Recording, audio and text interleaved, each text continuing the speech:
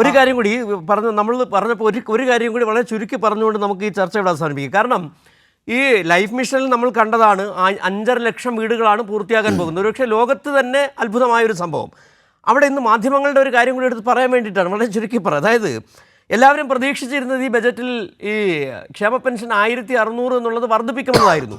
ഇന്ന് ഈ ബജറ്റ് അവതരിപ്പിക്കുന്ന വേളയിൽ ക്ഷേമ പെൻഷൻ 3 ഗഡു കുടിശ്ശിക എത്രയും പെട്ടെന്ന് കൊടുത്തു തീർക്കുമെന്ന് പറഞ്ഞിട്ട് പെട്ടെന്ന് മാധ്യമങ്ങളിൽ വരുന്ന ബ്രേക്കിംഗ് പോയിന്റ് 1600 രൂപ ക്ഷേമ പെൻഷൻ വർധന ഇല്ല എന്നുള്ളതാണ്. 5.5 ലക്ഷം വീട് നിർമ്മിച്ചത് പോകുന്നു, 1600 രൂപ കൃത്യമായി കൊടുത്തുകൊണ്ടിരിക്കുന്നു എന്ന് പോകുന്നു. ആ കാര്യം കൂടി ഒന്ന് പറഞ്ഞുകൊണ്ട് നമുക്ക് വേണമെങ്കിൽ ഈ ചർച്ച അവസാനിപ്പിക്കാം. വിജിൻ, അല്ല, അതിൽ അങ്ങയുടെ ചോദ്യം എനിക്ക് തോന്നുന്നു വളരെ പ്രസക്തമാണ്. നമ്മൾ ചർച്ച ചെയ്യേണ്ട ഒരു വളരെ പ്രധാനപ്പെട്ട ചോദ്യമാണ് ഇത്. കാരണം ക്ഷേമ പെൻഷനുമായി ബന്ധപ്പെട്ട് ക്ഷേമ പെൻഷൻ ആരംഭിച്ചത് തന്നെ ഇടതുപക്ഷ സർക്കാരാണ്.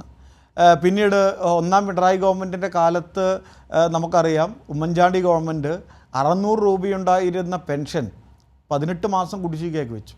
1 രൂപ പോലും കൊടുത്തില്ല. അത് ഒരുപക്ഷെ ഓർമ്മിപ്പിച്ചുകൊണ്ടിരിക്കേണ്ട ഒരു ഘട്ടമുണ്ട്. കാരണം നമ്മുടെ പ്രിയപ്പെട്ട എനിക്കെല്ലാം ഓർമ്മയുണ്ട്, നമ്മുടെ നാട്ടിൽ പലപ്പോഴും ഈ പൈസക്ക് വേണ്ടിയിട്ട് ഈ 600 രൂപയ്ക്ക് വേണ്ടി കുടിശ്ശികയാക്കി വെച്ചു.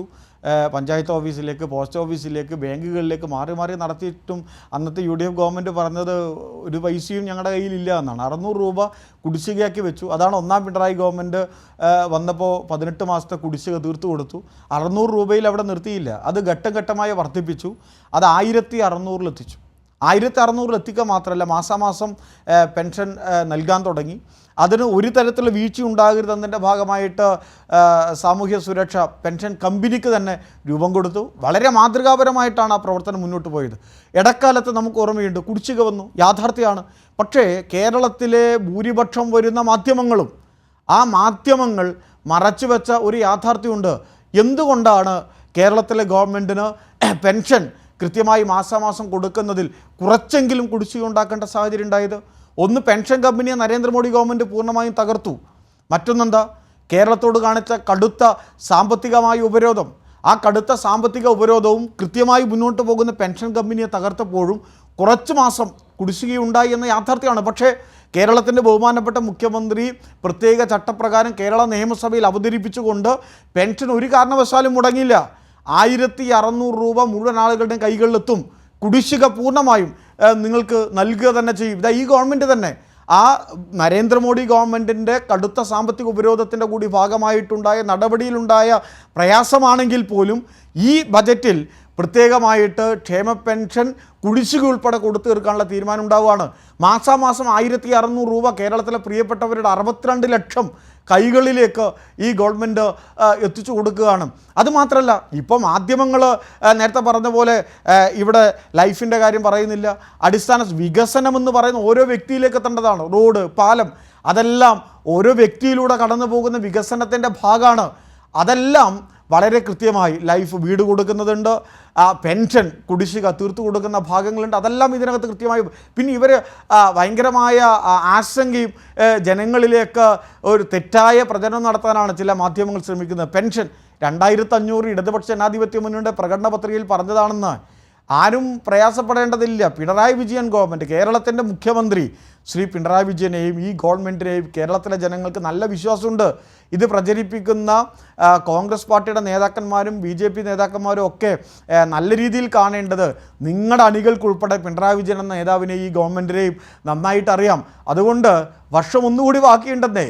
നിങ്ങൾക്ക് കൃത്യമായി ഈ 62 ലക്ഷം പേർക്ക് 1600 രൂപ കുടിശ്ശികയില്ലാതെ കൊടുത്തു തീർക്കുന്നു മാത്രമല്ല, വർദ്ധിപ്പിക്കാൻ ഇനിയും നമ്മുടെ മുന്നിലേക്ക് നിൽക്കുകയാണ്. പ്രകടന പത്രികയിൽ പറഞ്ഞതിലേക്ക് തന്നെ ഘട്ടം ഘട്ടമായി എത്തിക്കും.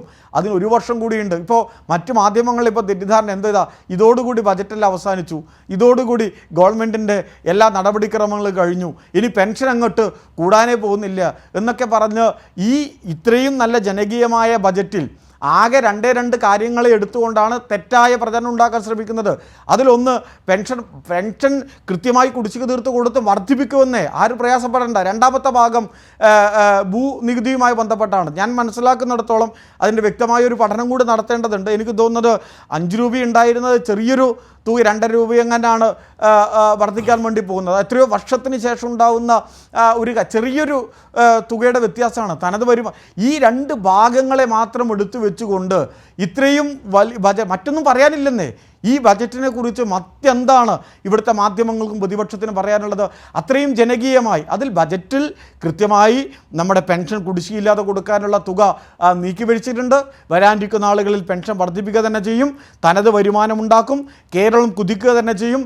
കേരളത്തിൽ ഇവിടെ AI ഉൾപ്പെടെയുള്ള പുതിയ സാങ്കേതിക വിദ്യയിലൂടെ നമ്മുടെ സർവകലാശാലകൾക്കെല്ലാം, ഉന്നത വിദ്യാഭ്യാസ രംഗത്ത് സർവകലാശാലകൾക്കെല്ലാം പ്രത്യേകമായ തുക വകയിരുത്തി ഉന്നത വിദ്യാഭ്യാസ രംഗത്തിൻ്റെ, കാർഷിക മേഖലയുടെ എല്ലാ മാറ്റങ്ങളെയും ഉൾക്കൊണ്ടുകൊണ്ടുള്ള ഒരു സമഗ്രമായ ഒരു ബജറ്റാണ് ശ്രീ KN ബാലഗോപാൽ അവതരിപ്പിച്ചത്. കേരളം കുതിക്കുക തന്നെ ചെയ്യും.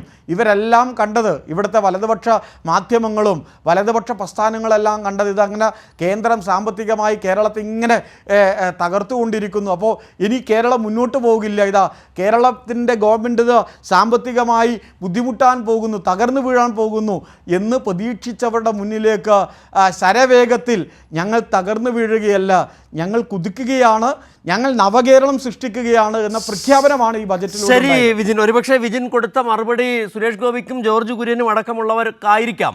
തളരുകയല്ല, തകരുകയല്ല, കുതിക്കുകയാണ് കേരളം.